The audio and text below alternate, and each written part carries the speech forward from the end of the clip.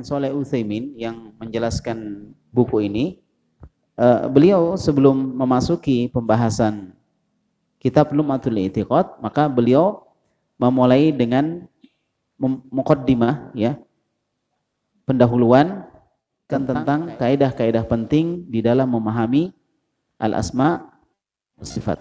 Namun sebelumnya antum tulis, saya kasih PR ya, nanti pekan depan dikumpul, tulis saya dulu nomor 1, nanti pekan depan dikumpul, ditulis di buku ya, nanti bukunya dikumpul. Nah, buku itu akan kita gunakan terus untuk PR ya, terutama pelajaran yang sudah kita lewati.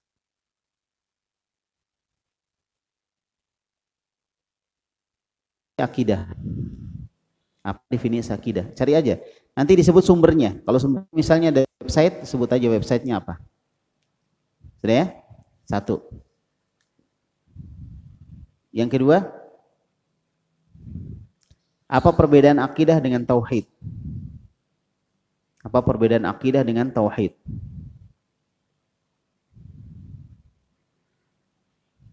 Sudah?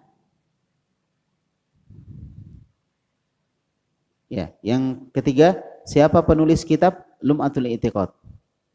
Siapa penulis kitab Lum'atul I'tiqad? Itu yang ketiga ya.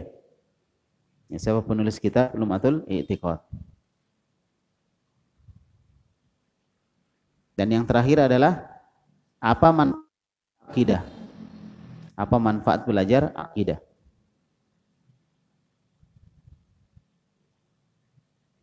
Ya. Berapa tadi? 4. Oh, satu lagi. Satu lagi, apa ciri khas akidah Islam? Apa ciri khas akidah Islam? Ini pernah saya sampaikan ya, tentang ciri khas akidah Islam itu apa. Sudah 5 ya? Nanti pekan depan dikumpul insyaallah.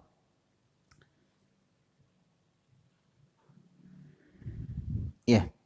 Nah, sekarang kita masuk. Semua ada bukunya? Yang lain ada buku? Ada bukunya semua? Ada kitabnya semua? Belum? Oh iya. Ada kitabnya? Siapa yang ada kitabnya? Ada kitabnya? Antum bisa baca ya? Belum bisa. Siapa yang sudah bisa baca?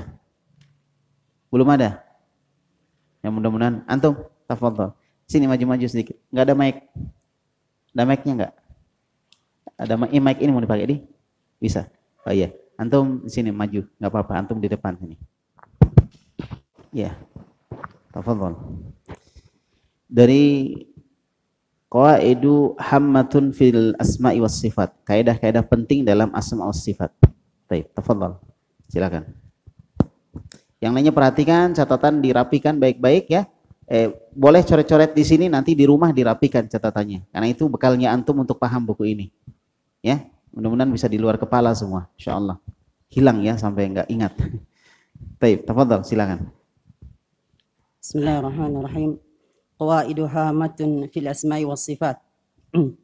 Wa qabla ad-dukhuli fi samimil kitab uhibbu an uqaddima qawaida hamatan fima yata'allaqu bi asma'illahi wa sifatih. Baik. Beliau mengatakan, Syekh Muhammad bin Shalih Utsaimin, jadi ini penjelasan Syekh Muhammad bin Shalih Utsaimin. Ya. Nanti yang belum punya kitab boleh fotokopi atau download ya. Kalau mau.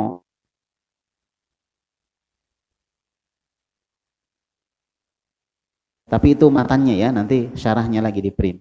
Sedikit-sedikit aja, kalau misalnya nggak bisa semua, 10 halaman dulu ya, 5 halaman dulu, nggak ada masalah. Baik, jadi ini penjelasan dari Syekh Muhammad bin Shalih Utsaimin. Beliau memberikan muqaddimah atau kata pengantar, atau apa ya, bahasa kita itu ya pengantar pada pembahasan kitab Lum'atul I'tiqad. Sebagaimana yang kita ketahui, di buku ini, di awal-awal pembahasan, penulis akan menjelaskan ataupun berbicara tentang nama-nama dan sifat Allah. Nah, sehingga kita perlu pegangan untuk bisa memahami akidah atau tauhid al-asma was sifat. Kalau kita nggak punya pegangan, kita akan bingung nanti. Apa maksudnya ini? Makanya di sini Syekh Muhammad bin Shalih Utsaimin berinisiatif untuk apa? Menjelaskan kaidah-kaidah al asma wa sifat sebelum masuk. Padahal kalau kita lihat beliau bisa saja menjelaskan kaidah-kaidah itu ketika sedang menjelaskan atau ketika kitab ini menjelaskan tentang asma wa sifat. Bisa, di situ dia jalankan kaidah-kaidahnya. Tapi cara seperti ini dia jelaskan dulu sebelum masuk, itu cara yang paling praktis dan paling nyaman. Makanya beliau jelaskan dulu. Ini tentang kaidah apa ini? Kaidahnya tentang apa? Tentang yaitu bagaimana memahami nama-nama dan sifat-sifat Allah Subhanahu wa taala.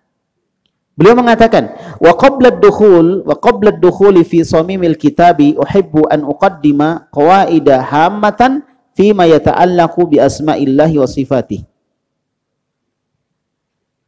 Qala rahimahullah, berkata rahimahullah, semoga Allah merahmati beliau, Syekh Muhammad bin Shalih Al-Utsaimin, sebelum masuk ke dalam poin-poin pembahasan kitab, maka aku senang ya untuk mendahulukan kaidah-kaidah penting yang berkaitan dengan nama-nama Allah dan sifat-sifat Allah. Jadi beliau akan menjelaskan tentang kaidah. Tentang apa? Kaidah penting. Kaidah tentang nama-nama dan sifat Allah Subhanahu wa taala. Jelas ya? Nah, di sini ada berapa ini? Ada kaidah yang pertama, kemudian sampai berapa ini kaidahnya? Kita lihat dulu.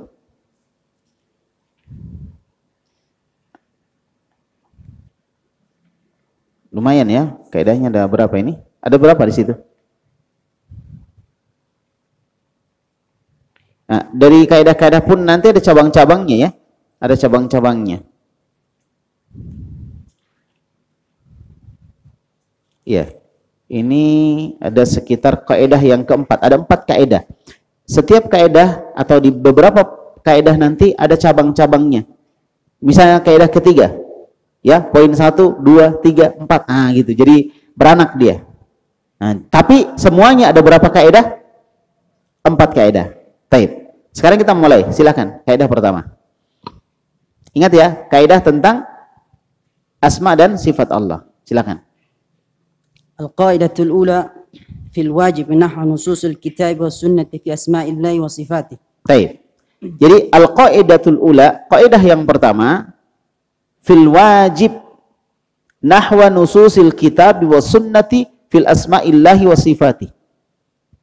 Kaidah pertama adalah kewajiban terhadap nas-nas, kewajiban terhadap nas-nas Al-Quran dan Sunnah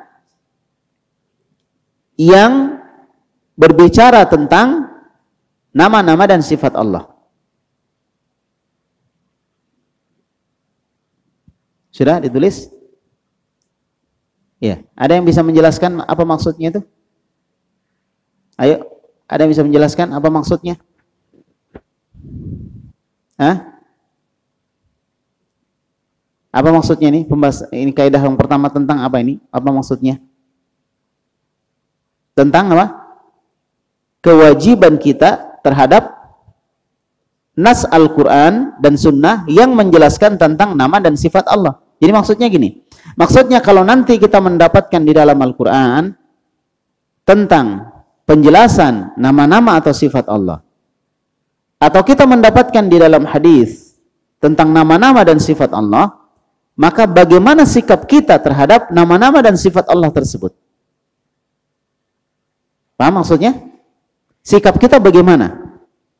Apakah kita tafsirkan menurut logika kita? Nah, gitu.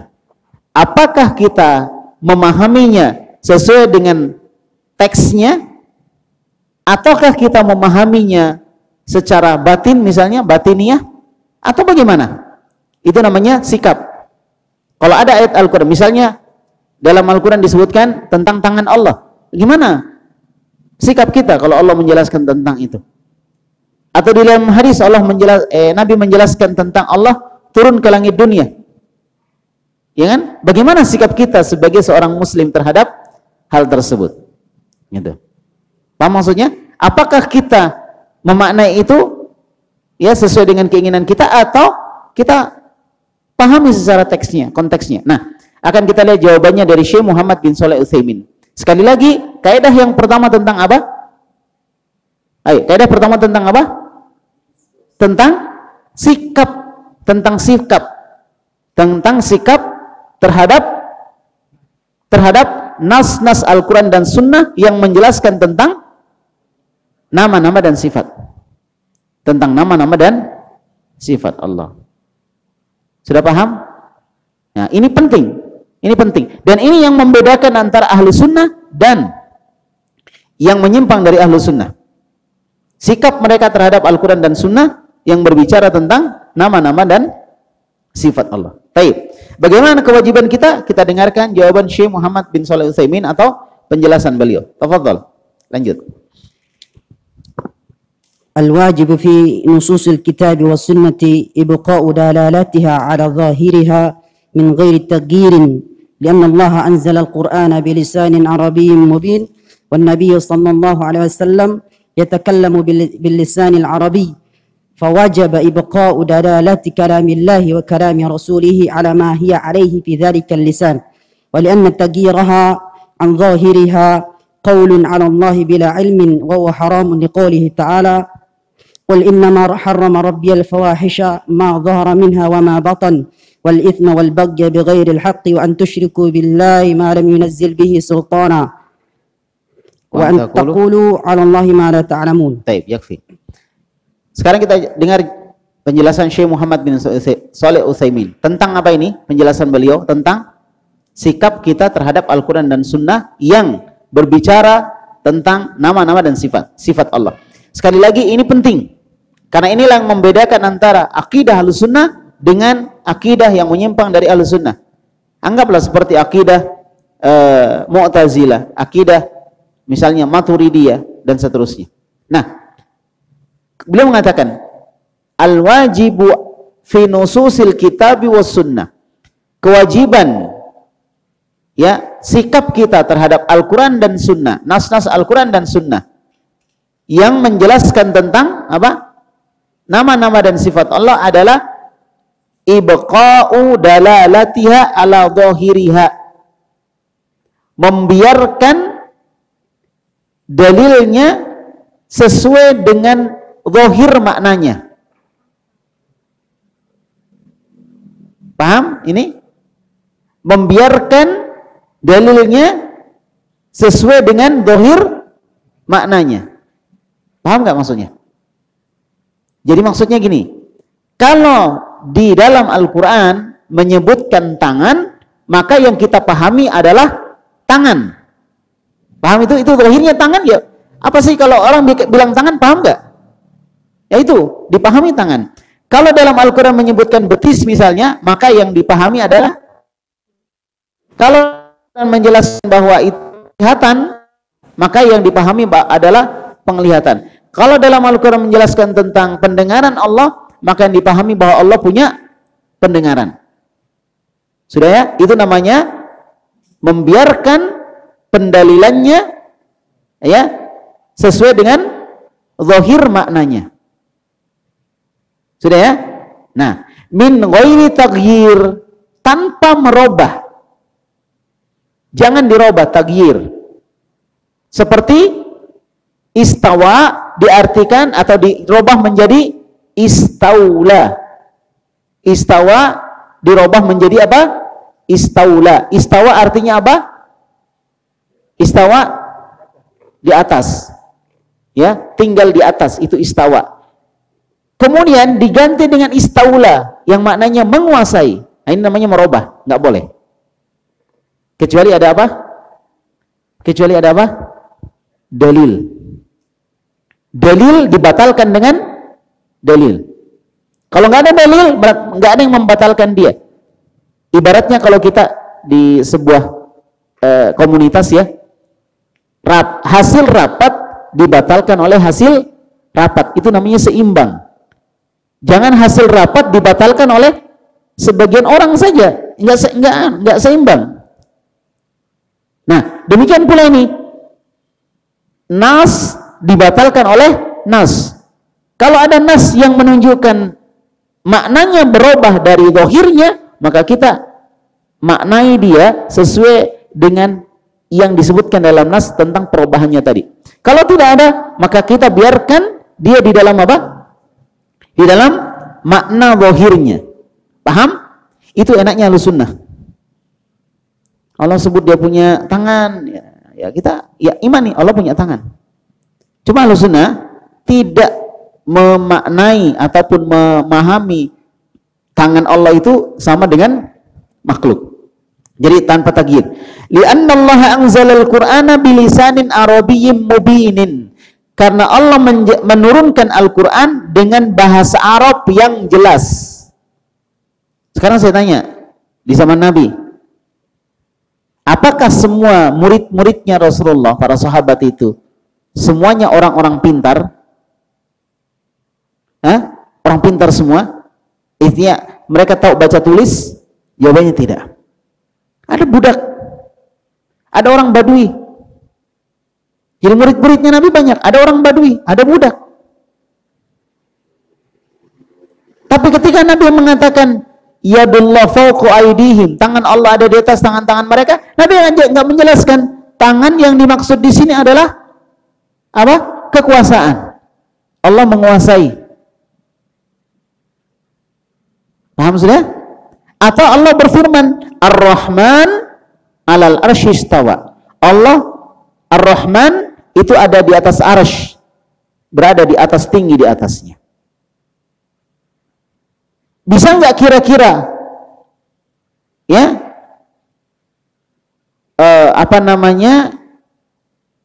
orang-orang salah paham? Ya, bisa saja orang salah paham. Tapi mereka pada saat itu memahami ucapan Nabi sesuai dengan zahirnya. Sesuai dengan apa?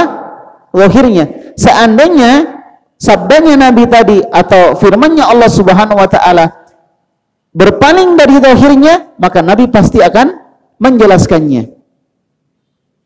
Jelas sudah? Akan menjelaskan. Karena tingkatan pendidikan orang-orang yang diajari Nabi itu bertingkat-tingkat, mulai dari orang yang tingkatan pendidikannya atau EQ-nya di bawah sampai yang EQ-nya di atas. Dan Nabi tidak menerangkan apa makna istiwa. Berarti dia apa? Maknanya sesuai dengan zahirnya. Karena hukum asal, kalau ada sebuah ucapan kita pahami zahirnya. Sekarang, kalau saya bilang singa itu mengamuk, apa yang kita pahami? Singa atau orang? Singa. Kecuali kalau orang mengatakan singa yang saya maksud adalah misalnya orang yang gagah berani itu mengamuk. Nah, itu baru. Berarti singa di situ maknanya orang. Tapi kalau misalnya orang yang tidak menjelaskan bahwa singa ini maksud orang, maka yang kita pahami apa? Singa. Yang kita pahami singa, zahirnya. Kan gitu. Nggak bisa kita, oh maksudnya itu bukan singa, maksudnya gini. Nah, kalau kita pahami maksudnya adalah orang pemberani bukan singa, maka kita harus mendatangkan keterangan. Kalau tidak, maka dia kembali ke hukum asal. Hukum asal sebuah kalimat dipahami dari zahirnya. Paham ya? Nah, apalagi disebutkan di sini, li'annallaha anzalal Qur'ana bilisanin arabiyyin mubin. Karena Allah menurunkan Al-Quran dalam bahasa Arab yang jelas, bukan samar, bahasa Arab yang jelas, di mana ketika diucapkan ya Al-Quran itu dibacakan kepada para sahabat, semuanya akan paham karena bahasa Arabnya jelas. Ya, wan Nabi sallallahu alaihi wasallam yatakallamuna bil lisanil arabiyyi, dan Nabi sallallahu alaihi wasallam berbicara dengan bahasa Arab juga. Nabi berbicara dengan bahasa Arab dan itu jelas dipahami. Kalau ada yang kira-kira bisa salah paham, Nabi akan jelaskan. Kalau ada kira-kira makna yang keluar dari aslinya, Nabi akan jelaskan.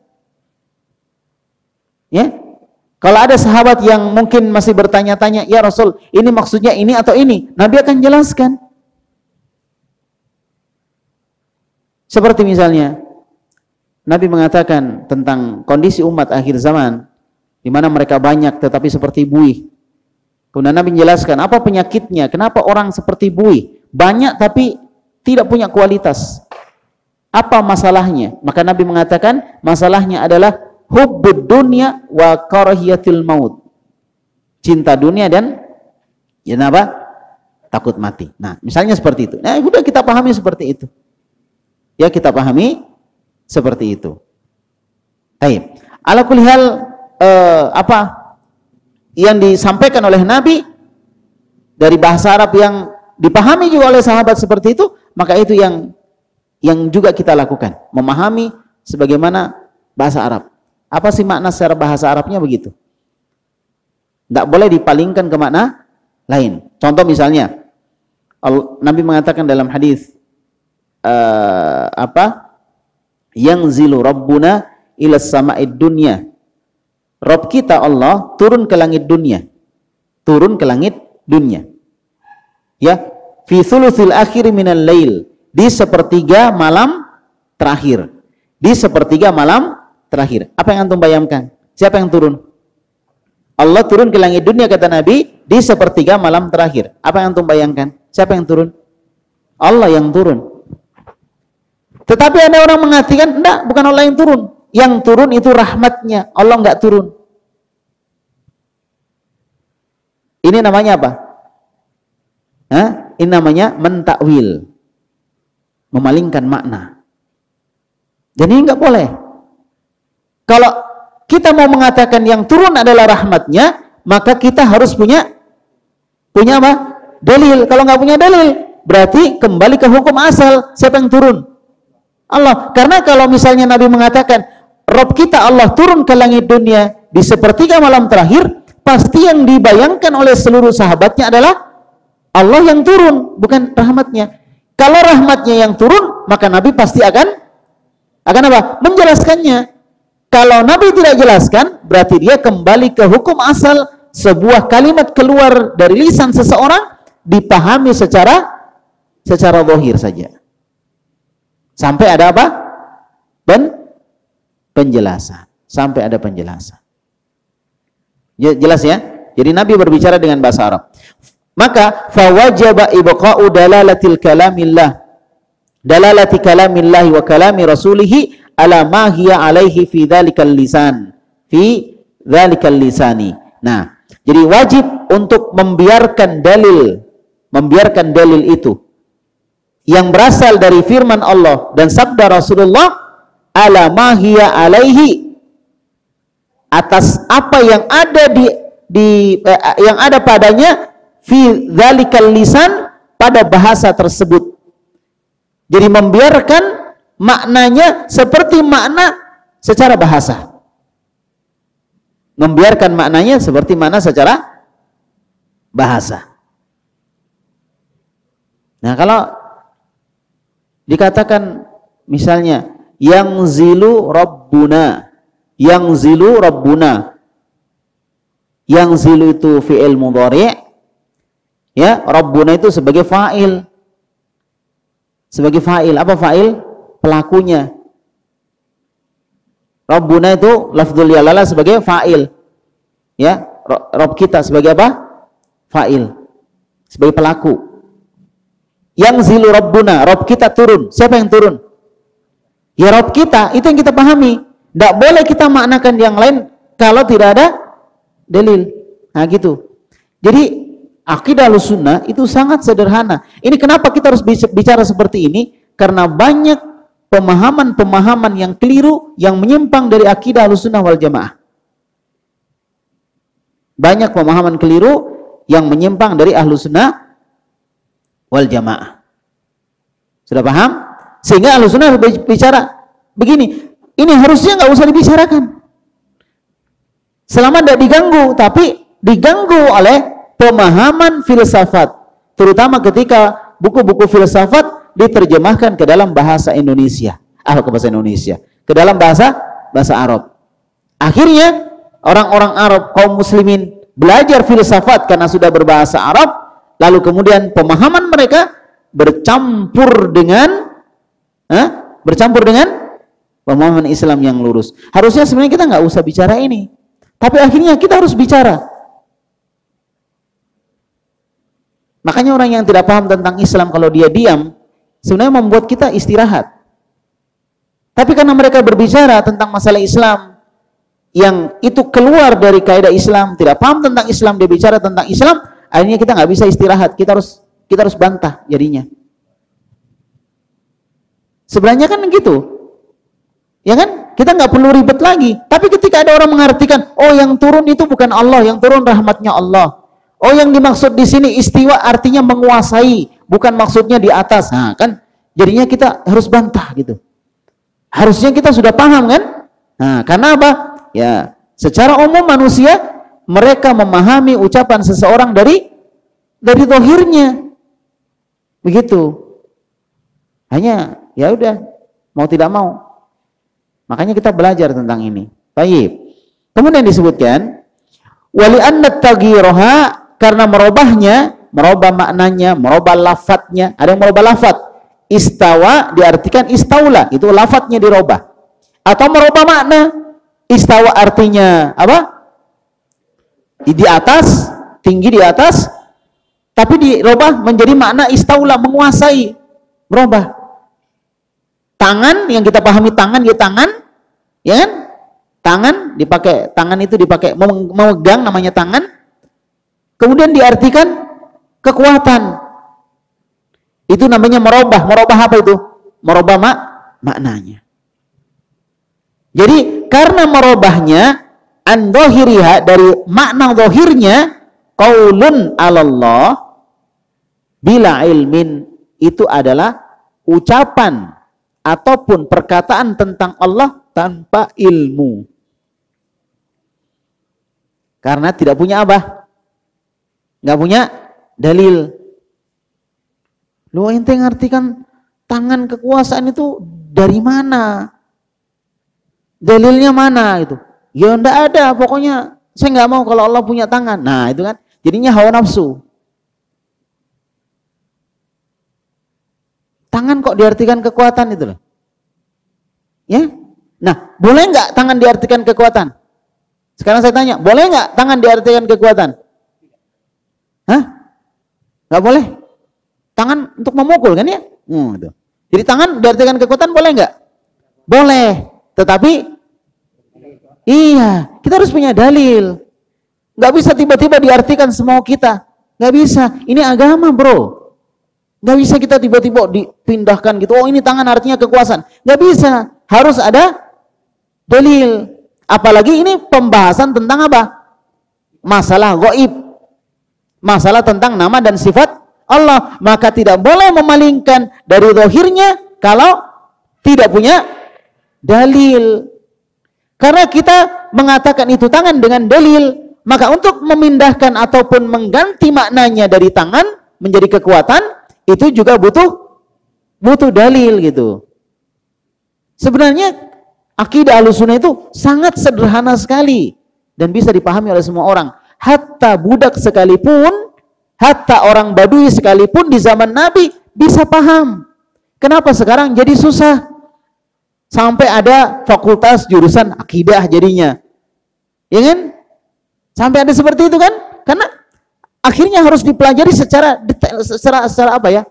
Jadi masuk dalam pembahasan ya perdebatan jadinya. Padahal hal yang sangat sederhana sekali. Jelas ini? Nah, jadi nggak boleh merubah zahir dari ayat-ayat tersebut, dari hadis-hadis tersebut adalah ucapan ke atas nama Allah tanpa ilmu. Wa huwa haramun, dan itu haram.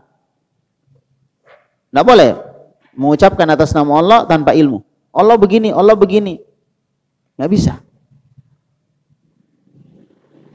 Jadi sekarang nggak usah dipikir Allah di atas arsy. Allah setiap sepertiga malam terakhir turun. Setiap sepertiga malam terakhir turun.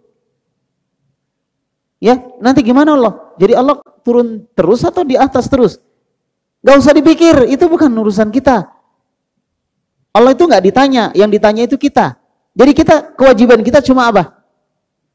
Beriman, mengimani saja sudah selesai. Nggak ada kewajiban lain kecuali mengimani. Nah, apa dalilnya Allah berfirman di sini bahwa nggak boleh mengucapkan atas nama Allah tanpa ilmu? Qul, katakan wahai Muhammad, innama harrama rabbiyal fawahisha. Hanyalah Rabbku mengharamkan fawahish, perbuatan keji. Ma dhahara minha wa ma batan. Yang nampak ataupun yang tersembunyi.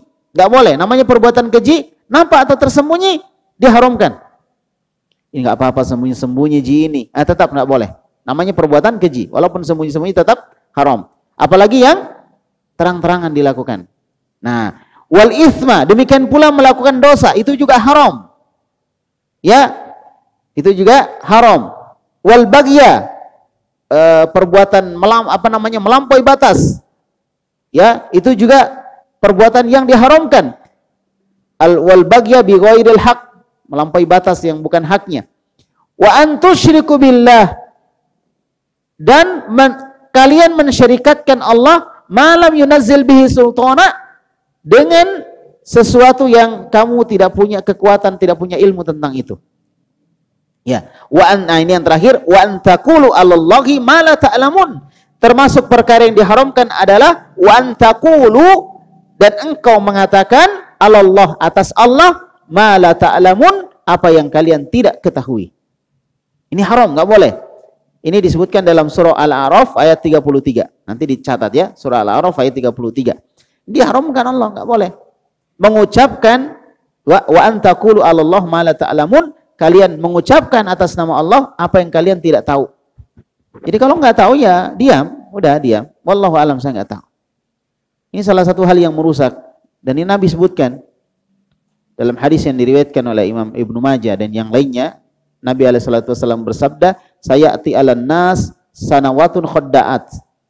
Akan datang nanti kepada manusia tahun-tahun yang penuh dengan tipu daya. Tahun yang penuh dengan tipu daya, keterbalikan. Yusaddaqu fihal kadhib wa yukadzdzabu fihas shadiq. Orang yang dusta dikatakan jujur, dan orang jujur dikatakan dusta, terbalik. Ya, seperti itu. Kemudian wa yu'tamanu fihal kha'in wa yukhawwanu fihal amin. Ya, orang yang berkhianat dikatakan amanah, yang amanah dikatakan berkhianat. Itu akan terjadi di akhir zaman. Yang jujur dikatakan dusta, yang benar dikatakan salah, tauhid dikatakan syirik, ya kan? Syirik dikatakan tauhid. Yang sunnah dibilang bid'ah, yang bid'ah dibilang sunnah, dan lain sebagainya. Bolak-balik sudah. Akhir zaman nanti. Dan sekarang sudah terjadi. Yang benar dituduh sesat, yang sesat dituduh benar. Bukan dituduh ya. Nah, dianggap benar gitu. Nah, kemudian di akhir hadis itu Nabi mengatakan wa yatakallamu fiha ar-ruwaibidah. Dan pada masa itu ruwaibidah mulai berbicara. Nah, ini ruwaibidah. Kemudian sahabat bertanya, "Wa mar ruwaibidah ya Rasulullah?" Wahai Rasulullah, siapa itu ruwaibidah? Maka Nabi mengatakan, "Ar-rajulu taf yatakallamuna fi amril ammah." Seorang yang tidak paham apa-apa, tapi dia berbicara tentang urusan orang banyak. Ini ruwaibidah, ini tanda akhir zaman. Nah, itu saja sudah nggak boleh. Ya, dia tidak tahu apa-apa, dia bicara tentang orang banyak. Apalagi kalau berbicara tentang Allah, sesuatu yang dia nggak tahu. Jadi kalau tentang Allah harus pasti-pasti, jangan ditebak-tebak. Kira-kira, nggak boleh. Harus pasti-pasti. Nah, inilah dalil yang menunjukkan apa? Kewajiban kita terhadap nas-nas Al-Quran yang berbicara tentang nama-nama dan sifat Allah adalah apa tadi? Kewajiban kita?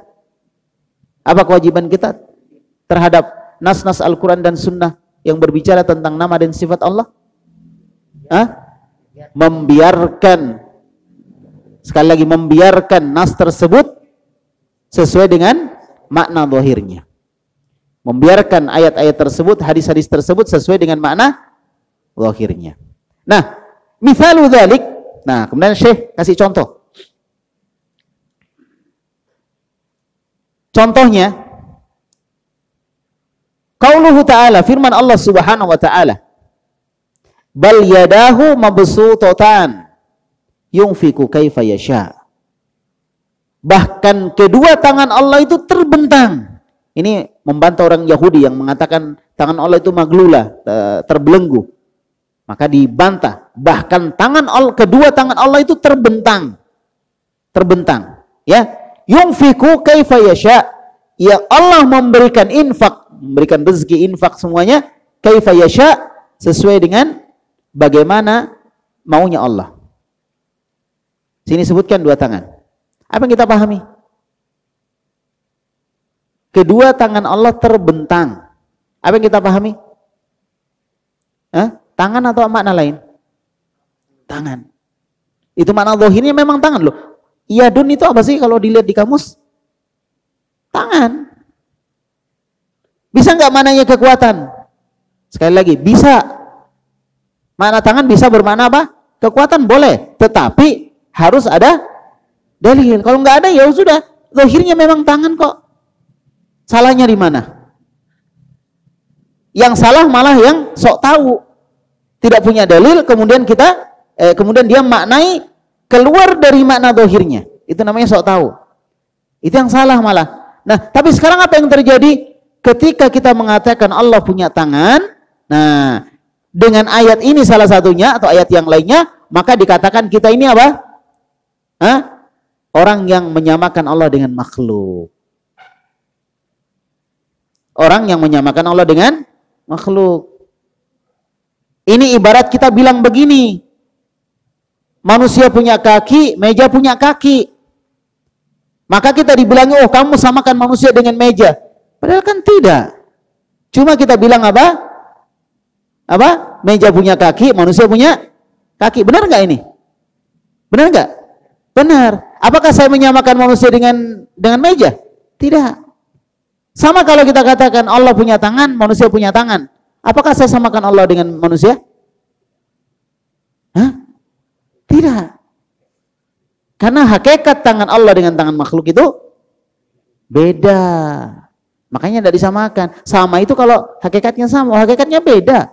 Cuma sama nama, tapi hakikatnya beda. Misalnya saya bilang, Allah punya ilmu enggak? Allah punya ilmu? Allah punya ilmu. Manusia punya ilmu? Manusia punya ilmu enggak? Punya. Monyet punya ilmu? Monyet punya ilmu enggak? Nah ini, enggak pernah lihat monyet yuk gini nih. Monyet punya ilmu enggak? Punya, buktinya ya dia bisa narik kakinya orang ya. Pernah viral ya. Jadi maksudnya Masya Allah, itu bukan bentuk menyamakan. Itu bukan bentuk apa? Menyamakan. Karena kita tidak mengatakan bahwa kakinya sama. Kita cuma bilang dia punya kaki gitu. Dia punya ilmu. Saya bilang Allah punya ilmu, manusia punya ilmu. Apakah saya samakan Allah dengan manusia? Tidak. Ya kan? Allah berbuat, manusia juga berbuat. Kan ada dalam Al-Quran ya? Allah berkehendak, manusia berkehendak. Apakah saya samakan Allah dengan manusia? Tidak. Allah punya kehendak tidak? Manusia punya kehendak? Punya. Nah itu dipahami. Kalau kita pahami itu, maka kita akan pahami ini, bahwa ketika kita mengatakan Allah punya tangan, kita tidak sedang menyamakan Allah dengan makhluk. Paham sudah? Jelas ya? Nah, jadi bal yadahu mabsutatan, kedua tangan Allah terbentang. Yunfiku kaifa yasha. Allah memberikan infak kepada siapa yang dikehendaki. Fa inna zahiral ayah, maka zahir ayat ini, zahirnya perhatikan. Anna lillahi yadain, bahwa Allah memiliki dua tangan. Siapa yang bilang Allah punya dua tangan? Dalam surah Al-Maidah ayat 76 ini, ayat 74. Apa? Bukan, 64. Siapa yang bilang Allah punya dua tangan? Allah sendiri dalam ayat ini. Kalau ada orang mengatakan, itu bukan tangan, terus dalilnya mana gitu? Kalau nggak ada dalilnya nggak boleh. Karena ini kita pakai dalil. Masa yang dalil dibantah dengan yang bukan dalil, kan nggak pas, nggak imbang begitu. Kalau mau imbang, dalil dibantah dengan dalil gitu. Dalilnya nggak ada ya, nggak bisa diterima. Paham sudah? Misalnya ada aturan pemerintah, ada aturan kita jalankan. Terus orang bilang, wah itu aturan sudah berubah sekarang, nggak begitu lagi. Apa yang kita minta dari dia? Kalau ada orang tiba-tiba bilang begitu, misalnya sekarang aturan kalau naik motor pakai apa? Helm ya, pakai helm. Tiba-tiba ada orang bilang, ah sekarang sudah aturannya boleh nggak pakai helm. Apa yang kita minta dari dia yang bilang begitu?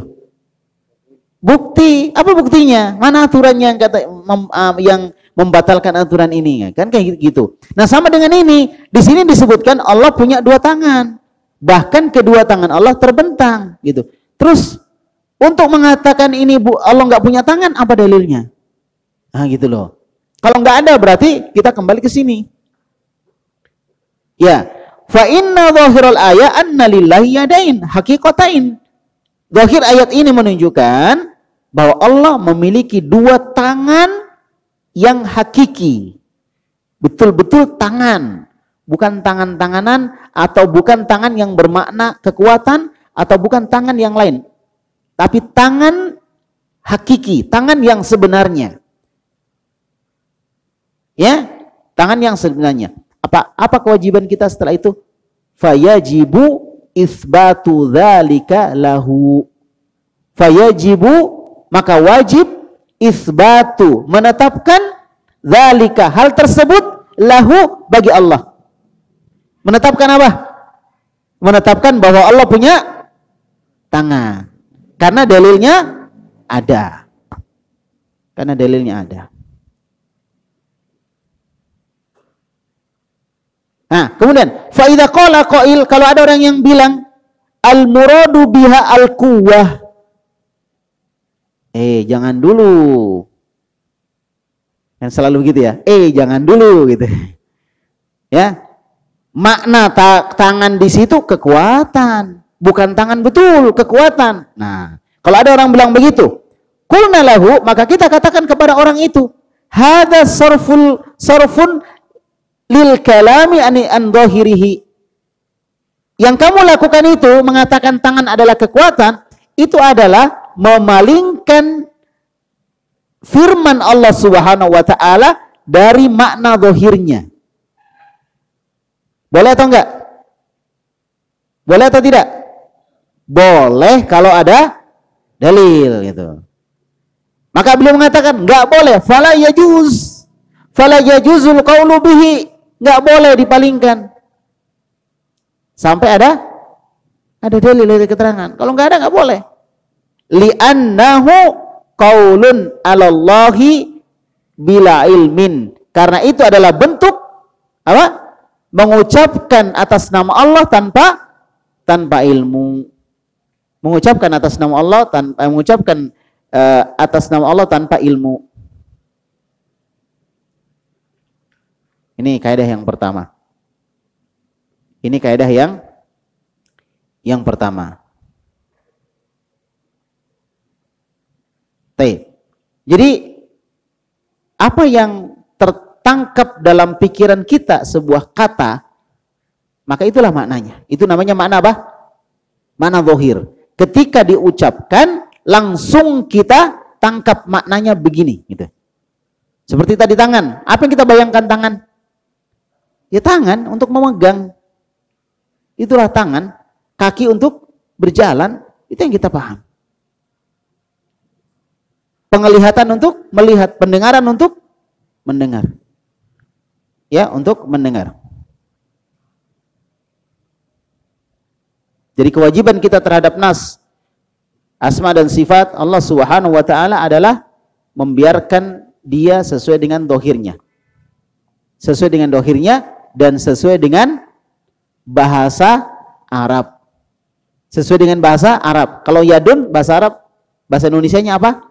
Tangan. Ya sudah, diartikan tangan. Ya, yadun. Rijlun bahasa Arab, bahasa Indonesianya kaki. Ya diartikan kaki gitu. Dan seterusnya. Ya, ini adalah kaidah bukan cuma tentang masalah akidah ya. Ini kaidah umum untuk banyak masalah. Ya, untuk hukum-hukum fikih misalnya. Hukum fikih juga gitu, ilmu fikih. Kalau ada sebuah kalimat yang dohir, maka itulah maknanya. Kecuali kalau ada dalil yang memalingkan maknanya. Itulah maknanya secara dohir. Kalau ada misalnya dalam masalah fikih juga gitu. Jadi ini kaidah bukan cuma dalam masalah akidah saja, tetapi juga dalam masalah fikih. Ya, dalam masalah fikih. Baik. Nah, disebutkan bahwa apabila ada seorang yang apabila ada seorang yang menginginkan untuk berdalil tentang sebuah hukum, ya, kemudian nampak bagi dia orang yang misalnya ada ayat, ada hadis, kemudian orang berdalil dengan ayat itu atau dengan hadis itu, lalu ada yang menentang, ya, ada yang menentang. Oh, ini nggak begitu maknanya, maka dia harus mendatangkan dalil yang lain. Kalau kita kan tadi pakai dalil, kita mengatakan Allah punya tangan, ada dalilnya nggak? Kita pakai dalil. Nah, kemudian ada orang bilang, oh nggak begitu, maka orang yang mengatakan seperti itu harus juga mendatangkan dalil. Ya, mendatangkan dalil. Karena yang muncul di kepala kita ketika disebutkan itu, langsung kita tahu, oh ini maknanya. Maka begitulah maknanya. Jadi tadi disebutkan apa? Bal yadahu mabsuutatan. Bahkan kedua tangan Allah itu terbentang. Ya, terbentang. Baik.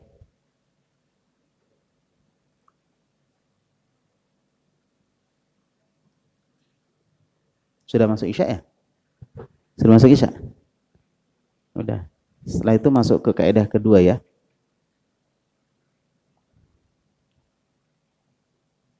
Ya, sudah. Nanti kaidah kedua insya Allah akan kita masuk. Antum pahami kaidah pertama, ya, pahami baik-baik. Baik. Sampai sini ada pertanyaan tentang kaidah pertama tadi atau jelas? Itulah akidahnya Ahlussunnah seperti itu. Ya, jadi akidah Ahlussunnah itu jelas, tegas, dan tidak pelin-pelan. Maksudnya pelin-pelan apa? Pas di sini begini, pas sampai di ayat lain menjelaskan masalahnya, berubah lagi. Itu pelin-pelan namanya. Dan Ahlussunnah itu enggak pelin-pelan.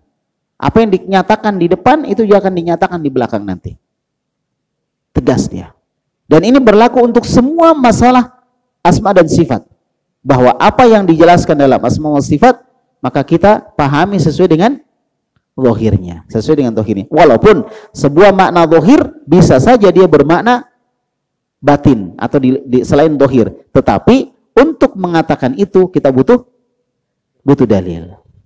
Butuh dalil. Jelas? Kalau tidak ada, maka kita kembali ke hukum asal bahwa makna sebuah kata itu adalah makna zahirnya. Makna zahirnya. Baik.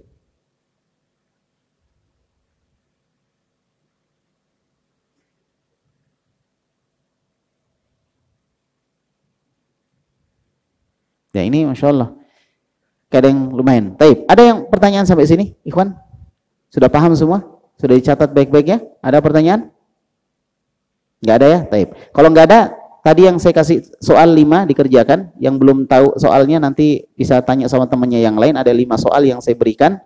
Itu dijawab, ditulis di buku tulis, dan nanti pekan depan dikumpul. Ya, Insya Allah. Ini juga untuk antum memancing antum untuk murojaah. Supaya apa yang antum pelajari, antum bisa sampaikan ke orang lain. Nah, gitu ya. Nah, kemudian yang kedua, apa yang kita pelajari malam hari ini dipahami baik-baik. Kalau ada hal yang tidak jelas, antum catat di bukunya antum, nanti pekan depan ditanyakan. Kalau misalnya malam ini belum bisa bertanya, nanti pekan depan baru ditanyakan.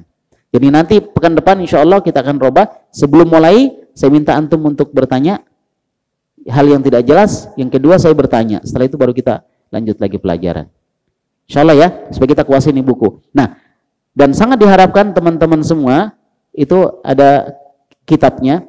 Nggak harus kitab sebenarnya, bisa fotokopi, bisa PDF, bisa dihafal. Nggak ada masalah, dihafal. Segini dihafalnya semua. Misalnya dihafal, boleh silakan. Yang jelas antum ada pegangan. Misalnya kalau kitab antum bisa coret-coret ya. Oh, ini artinya ini artinya nih, gitu. Itulah cara kita dulu waktu awal-awal dakwah salafiyah, teman-teman itu Masya Allah. Fotokopian semua, tapi dicoret-coret, buku-bukunya itu. Dan buku-buku saya yang dicoret-coret itu sampai sekarang masih ada. Itu kenangan yang tidak bisa kita lupakan dengan para asatidah kita dulu. Ya, awal-awal belajar kenal dakwah itu seperti itu, Masya Allah. Bukan berarti waktu itu kami paham bahasa Arab. Bahkan sebaliknya, sama sekali nol bahasa Arab, nggak tahu. Tetapi semangat untuk mencoret-coret kitab.